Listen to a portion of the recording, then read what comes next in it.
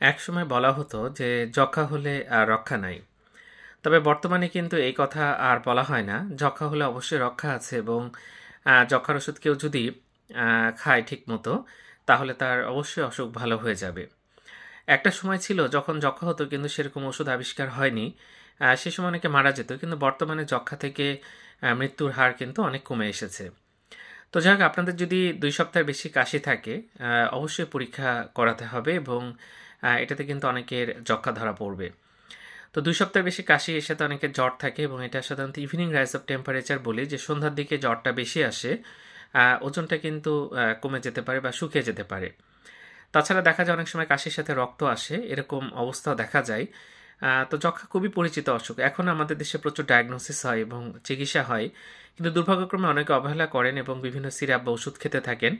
এই কাজটা করা যাবে না। আপনার যদি সন্দেহ হয় অবশ্যই টেস্ট করতে হবে এবং যক্ষ্মা হলে নিয়মিত ওষুধ খেতে হবে, দীর্ঘদিন ধরে খেতে হয় এবং রোগীরা কিন্তু একেবারে সুস্থ হয়ে যায়। ধন্যবাদ সবাইকে।